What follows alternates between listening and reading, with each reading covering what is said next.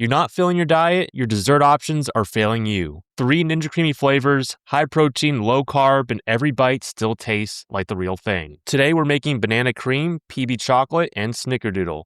And stick around to the end for the full recipe cards. Each pint's going to get 1.5 cups of unsweetened almond milk, 3 tablespoons of heavy cream, and the banana cream will get banana extract. Now on to our dry ingredients. The banana and peanut butter chocolate will get this protein powder, while the Snickerdoodle will get Rise's cinnamon toast. Now each cup's going to get 1.25 tablespoon of this 0-cal sweetener. I find that this one works the best, so definitely recommend. Now for a stabilizer, we're using a 1/2 teaspoon of Terra gum. To help boost the flavor, we'll add in a pinch of salt. Now the banana cream will get some of this pudding mix. The PB chocolate will get powdered peanut butter and unsweetened dark cocoa powder. Now for some tang in the Snickerdoodle, we're adding in some cream of tartar. Mix them all up and put your dry into the wet. Blend each up using an immersion blender. Link for this one is in the description, and now we'll freeze them for 24 hours. Each of these will be ran on the light ice cream setting, and here is our banana cream, 402 calories and 38 grams of protein. Next, the PB chocolate,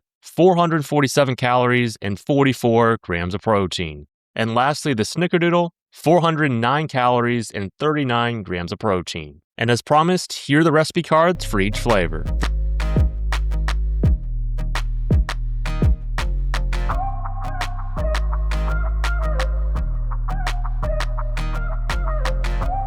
Three flavors, all high protein and low carb. But none of this works if your base is coming out icy or dense. I made a whole video on 12 mistakes that wreck a Ninja Creami pint. That one's right here.